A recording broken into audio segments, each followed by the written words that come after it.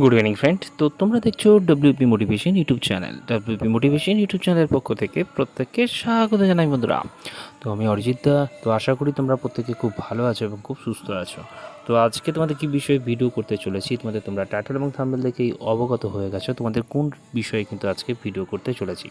তো আজকের ভিডিওটা কোনো আপডেট নয়। তো আজকের ভিডিওটা তোমাদের সমস্ত যারা ডব্লিউপি অ্যাসপিরেন্ট রয়েছে তাদের জন্যই কিন্তু আজকের ভিডিওটি করতে চলেছি। তো আজকের ভিডিওটা তোমরা যত গ্রুপ রয়েছে গ্রুপে কিন্তু বেশি বেশি করে শেয়ার করবে এবং যদি সত্যি খুব হেল্পফুল মনে হয় একটা করে লাইক করে দেওয়ার অনুরোধ রইল। তো তোমরা জানো যে বর্তমানে ডব্লিউপির অনগোয়িং যে সমস্ত রিক্রুটমেন্টগুলো চলছে তার কিন্তু রেজাল্টের কোনো রকম সদুত্তর নেই। তো তার মধ্যে তোমরা জানো যে ডব্লিউপি কনস্টেবল যেটা সবথেকে বড় একটা ভ্যাকান্সি রয়েছে, সমস্ত প্রার্থীদের যেটার স্বপ্ন, যেটার দিকে তারা সবথেকে বেশি তোমরা যেটা আগ্রহ, তাই না, সবথেকে বেশি যেটা নিয়ে স্বপ্ন, সেই রিক্রুটমেন্টের কিন্তু কোনো রকম রেজাল্টের কোনো সদুত্তর এখনও পর্যন্ত কিন্তু পিআরবি বোর্ড থেকে বা কোনো জায়গা থেকে কিন্তু আমরা পাচ্ছি না। তো সেই যে রেজাল্ট যাতে তোমাদের সত্যি নিজেদের অধিকার তোমাদের নিজেদেরকেই বুঝে নিতে হয়, তার জন্য কিন্তু আগামী 17ই আগস্ট একটি মহা মিছিল আয়োজন করা হয়েছে। উক্ত মিছিলে কিন্তু সমস্ত ডব্লিউপি যারা অ্যাসপিরেন্ট রয়েছে তাদেরকে কিন্তু দলে দলে কিন্তু যোগদান করতে হবে। এই আগামী 17ই আগস্ট কলকাতার রাজপথে কনস্টেবলের ফাইনাল মেরিট লিস্ট কিন্তু রেজাল্টের দাবিতে একটি মহা মিছিলের কিন্তু আয়োজন করা হয়েছে। এই ডব্লিউপি কনস্টেবলেরই যদি কথা আমরা দেখি, তো 2024 সালে রিক্রুটমেন্টের কিন্তু নোটিফিকেশন আউট হয়েছিল। তোমরা জানো 2026-এর ফেব্রুয়ারি মাসের মধ্যে, জানুয়ারি মাসের শেষের মধ্যে কিন্তু ইন্টারভিউ প্রক্রিয়া মোটামুটি শেষ হয়ে গেছিলো ফেব্রুয়ারিতে। তো ফেব্রুয়ারি থেকে কিন্তু এখনও পর্যন্ত রেজাল্টের কোনো রকম কিন্তু সদুত্তর কিন্তু পাওয়া যাচ্ছে না।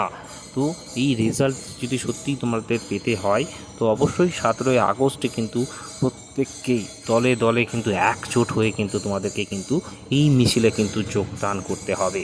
তো তোমরা জানো আজকে কিন্তু একটা ওবিসি যে রিজার্ভেশনের সেটার কিন্তু একটা নোটিফিকেশান আউট হয়েছে। তার কারণ তোমরা জানো যে এই 17 আগস্টের একটা আবহর জন্য, যাতে এই আন্দোলনটা তোমাদের বানচাল করা হয়। তো আরও একটা কথা তোমাদের মাথায় রাখা উচিত, দেখো আন্দোলনের জাস্ট হব বলে এখন ঠিক হচ্ছে, তার মধ্যে কিন্তু নোটিফিকেশন দিল। তো যদি আন্দোলনটা অর্থাৎ এই যে মহা মিছিলটাকে যদি আরও জম্পেশভাবে তোমরা করতে পারো, আরও যদি বেশি করে কিন্তু করতে পারো, তাহলে কি হয়ে যাবে, তার পরিণতি হিসাবে হয়তো রেজাল্টটাও তোমাদের এই মাসেই হয়তো না হলেও পরের মাসের মধ্যে যাতে প্রকাশিত করা যায় তার ব্যবস্থা কিন্তু তোমাদেরকে নিজেদেরকেই করতে হবে। শুধুমাত্র ডব্লিউপি কনস্টেবলের কথা কিন্তু আমি এখানে বলছি না, ডব্লিউপি এসআইয়েরও যারা ক্যান্ডিডেট রয়েছে, কেপি কনস্টেবলের কথা ভুললেও আমাদের চলবে না। কেপি কনস্টেবলেরও সেম রিক্রুটমেন্ট 2024 সালে আউট হয়েছিল। অনেক দিন হয়ে গেল পরীক্ষা হয়ে যাওয়া, তারও কিন্তু কোনো রকম রেজাল্টের কোনো সদুত্তর পাওয়া যাচ্ছে না। এরপরে তো এখনও পিএমটি এবং পিটি রয়েছে, মেন্স রয়েছে, ইন্টারভিউ রয়েছে, এতগুলো প্রসেস রয়েছে, তাহলে শেষ হবে কবে, জয়েনিংয়ে বা কবে হবে?